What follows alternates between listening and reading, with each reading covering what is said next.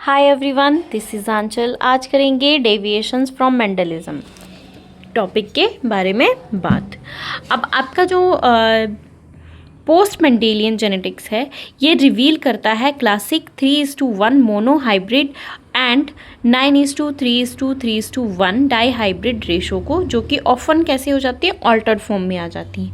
ये जो डेविएशंस हैं इनको हम नियो मेंडेलियन जेनेटिक्स कहते हैं, जो कि कब आती हैं, जब इंटरेक्शंस होती है आपकी एलील्स जो कि सेम जीन्स और जीन्स जो कि डिफरेंट जीन्स के बीच में होगा। अब यहाँ पे ये डेविएशंस जो हैं वो दो टाइप में हो सकता है। फर्स्ट है आपका इंट्रा एलीलिक इंटरेक्शंस जो कि सेम जीन में होगी, और सेकंड है आपका इंटर एलीलिक इंटरेक्शन जो कि डिफरेंट जीन्स के बीच में हो सकता है। फर्स्ट आपका जो इंट्रा एलीलिक इंटरेक्शन है वो उसमें देखेंगे हम कि एलील्स जो कि सेम जीन की हैं, जो कि इंटरैक्ट करती हैं ऐसी एक वे में जो कि अफेक्ट करेगा एक एक्सप्रेशन को of a single trait. Example में आपका आएगा इनकम्प्लीट डोमिनेंस और कोडोमिनेंस और multiple alleles lethal genes. Next है आपका इंटर एलीलिक इंटरेक्शंस, जहाँ पे एलील्स जो होंगी आपकी डिफरेंट जीन्स की, वो क्या करेंगी, इंटरैक्ट करेंगी एक दूसरे के साथ और इन्फ्लुएंस करती हैं एक पर्टिकुलर सिंगल ट्रेट को। एग्जाम्पल में आपका आएगा एपिस्टेसिस। एपिस्टेसिस में आपकी रिसेसिव और डोमिनेंट दोनों आ जाएंगी, कॉम्प्लीमेंट्री जीन्स, डुप्लीकेट जीन्स और इनहिबिटरी जीन्स। की पॉइंट देखें बेटा, तो यहाँ पे जो डेविएशंस हैं ये डिसअप्रूव नहीं कर रही हैं आपके मेंडल के लॉज को, बट ये एक्सपैंड कर रही हैं हमारी अंडरस्टैंडिंग को ऑफ हेरिडिटी। हमें कुछ चीज़ों को ध्यान में रखना है, तो वो क्या है आपकी कि ये जो डेविएशंस हैं ये हेल्प करेंगी अंडरस्टैंडिंग कम्प्लेक्स इनहेरिटेंस पैटर्न को, जो कि नेचर में अवेलेबल है, जो कि मोस्ट ट्रेट्स जो होंगे हमारे ह्यूमन में और अदर ऑर्गेनिज्म में, वो डेविएशन जो हैं वो शो करते हैं फ्रॉम सिंपल मेंडेलियन रेशो से।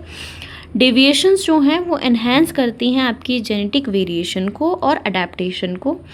अब ये जो है आपकी डेविएशन ये की है फॉर अंडरस्टैंडिंग ब्रीडिंग, एवोल्यूशन और जेनेटिक डिसऑर्डर्स को।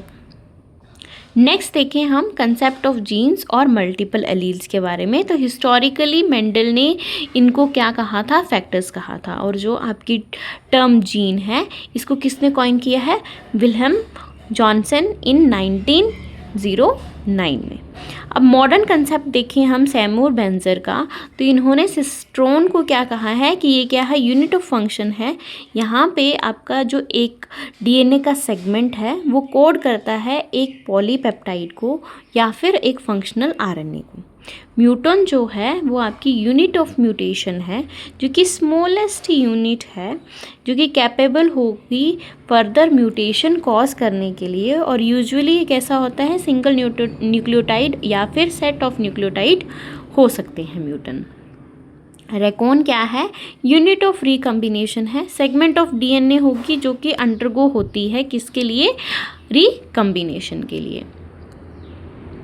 मल्टीपल एलील्स देखें हम, की पॉइंट्स देखेंगे इसमें कि मोर देन 2 एलीलिक फॉर्म जो होंगी जीन की वो एग्जिस्ट कर सकती हैं आपकी एक पर्टिकुलर पॉपुलेशन में, बट एक जो इंडिविजुअल होता है वो इनहेरिट कर सकता है 2 एलील्स को।